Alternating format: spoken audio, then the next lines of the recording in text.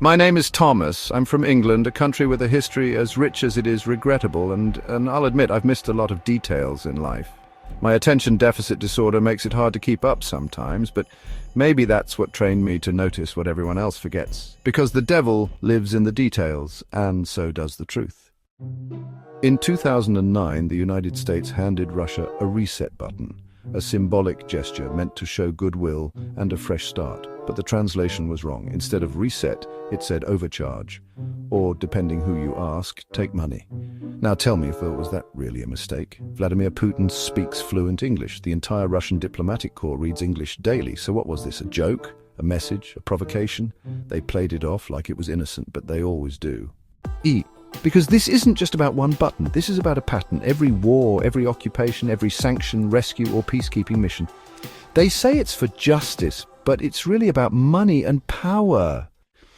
Look at Alexei Navalny, a man who stood up to the system, who nearly died, poisoned with Novichok, a chemical weapon developed in secret by Soviet scientists. They tried to silence him. They always do, because truth disrupts the profit machine. And look to China. Before it became the giant we know today, it was carved up by empires. British, French, Japanese. They called it the century of humiliation.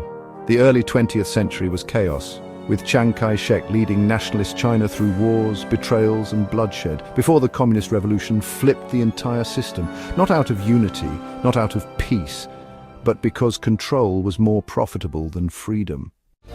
Even England, my home, spoke of civilization while draining nations dry. India, Africa, the Middle East, we call it history, but it was just robbery on a global scale, and now we've replaced kings with CEOs, empires with banks, swords with sanctions. Money itself is not evil, it's just a tool, a trade, an idea. But powerful people weaponized it. They turned it into the god we all must serve, work or starve, pay or be punished. Earn just enough to survive, but never enough to be free. And we call this normal?